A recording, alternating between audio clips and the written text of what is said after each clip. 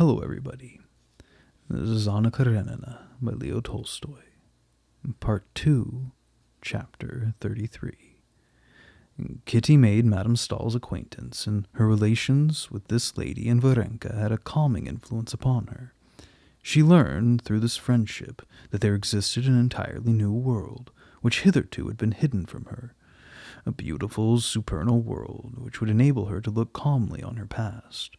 This world, which was entirely apart from the instinctive life which hitherto she had led, was a spiritual life.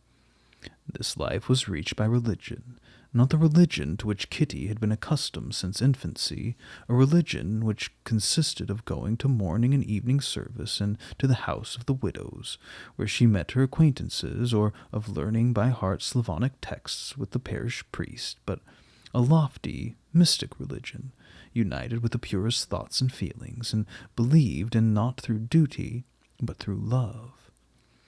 Kitty reached all this, but not by words. Madame Stahl spoke to her as to a lonely child whom she loved as the type of her own youth, and only once did she make any allusion to the consolation brought by faith and love for human sorrows, and to the compassion of Christ, who looked upon no sorrows as insignificant, and she immediately changed the subject.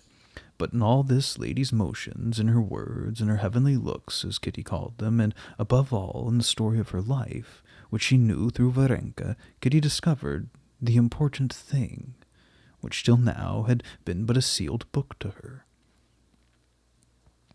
But lofty as Madame Stahl's character was, touching as was her history, Kitty could not help noticing certain peculiarities which troubled her.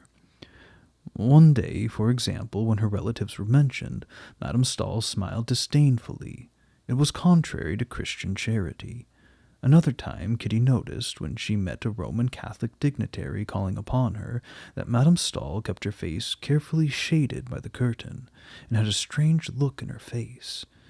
These two incidents, though of slight importance, gave her some pain, and caused her to doubt Madame Stahl's sincerity. Varenka, on the other hand, alone in the world, without family connections, without friends, hoping for naught, harboring no ill will after her bitter disappointment, seemed to her absolute perfection. It was through Varenka that she learned how to forget herself, and to love her neighbor if she wanted to be happy, calm, and good. And when once she learned this, Kitty was no longer willing simply to admire, but she gave herself up with her whole heart to the new life which opened before her. After the stories which Varenka told her of Madame Stahl and others whom she named, Kitty drew up a plan for her coming life. She decided that, following the example of Aline, Madame Stahl's niece, whom Varenka often told her about, she would visit the poor, no matter where she found them, and that she would aid them to the best of her ability, that she would distribute the gospel, read the New Testament to the sick, to the dying, to criminals. This last idea especially appealed to her, but she indulged in these dreams secretly, without telling her mother of them, or even her father. However, while she was waiting to be able to carry out her schemes on a wider scale, it was not difficult for Kitty to put her new principles in practice. At the waters the sick and the unhappy are easily found, and she did as Varenka did. The princess quickly noticed how completely Kitty had fallen under the influence of her engouement, and she called Madame Stahl, and particularly Varenka. She saw that Kitty imitated Varenka, not only in her deeds of charity, but even in her gait, in her speech, in her ways of shutting her eyes. Later she discovered that her daughter was passing through a sort of crisis of the soul, quite independent of the influence of her friends. One evening the princess saw Kitty reading the Gospels in a French testament loaned her by Madame Stahl, an unusual custom with her. She also noticed that she avoided all the gaieties of life, and gave her time to the sick under Varenka's care, and particularly to a family of a poor sick painter named Petrov. The young girl seemed proud to fill, in this household, the functions of a sister of charity. All this was very good, and the princess had no fault to find with it, and opposed it all the less from the fact that Petrov's wife was a woman of good family, and that one day the Fürstin, noticing Kitty's beauty, had praised her and called her the ministering angel. All would have been very good if the princess had not feared the exaggeration into which her daughter might easily be led. Il ne faut rien autre, she said to her in French. The young girl did not answer, but she questioned from the bottom of her heart whether one could ever go to extremes in a religion which bids you to offer your left cheek when the right has been struck, and to give your cloak to your neighbor. But what pained the princess even more than this was tendency to exaggeration, was to feel that Kitty was unwilling to open her heart to her mother. In point of fact, Kitty made a secret of these new feelings, not because she lacked affection or respect for her mother, but simply because she was her mother, and it would have been easier to confess them to a stranger than to her mother. It is a long time since Anna Pavlovna has been to see us, said the princess one day, speaking to Madame Petrova. I invited her to come, but she seems offended. No, I don't think so, mamma, replied Kitty with a guilty look. You've not been with her lately, have you? We planned a walk on the mountain for tomorrow, said Kitty. I see no objection, replied the princess, noticing her daughter's confusion and trying to fathom the reason. Varenka came the same day and announced that Anna Pavlovna had given up the proposed expedition. The princess noticed that Kitty looked still more confused. Kitty, there's not been anything unpleasant between you and the Petrovs, has there? She asked as soon as they were alone.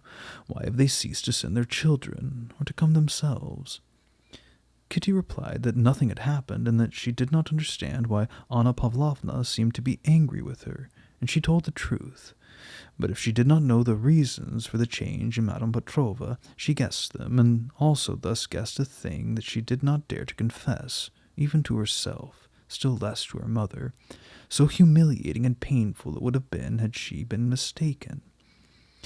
All the memories of her relations with this family came back to her, one after the other. She remembered the joy which shone on Anna Pavlovna's honest round face when they first met, their secret discussions to find means to distract the invalid and keep him from the forbidden work, and to get him out of doors. The attachment of the youngest child, who called her Moya Kitty, and would not go to bed without her. How beautiful everything was at that time. Then she remembered Petrov's thin face, his long neck stretched out from his brown coat, his thin curly hair, his blue eyes with their questioning look, which she had feared at first, his feeble efforts to seem lively and energetic when she was near, the trouble that she had to overcome, the repugnance which he, as well as all consumptives, caused her to feel, and the trouble which she had in finding something to talk with him about. She remembered the sick man's humble and timid looks when he saw her, and the strange feeling of compassion and awkwardness which came over her at first, followed by the pleasant consciousness of her charitable deeds. How lovely it all had been, but it lasted only a brief moment. Now, and for several days, there had been a sudden change. Anna Pavlovna received Kitty with scant friendliness, and did not cease to watch her husband.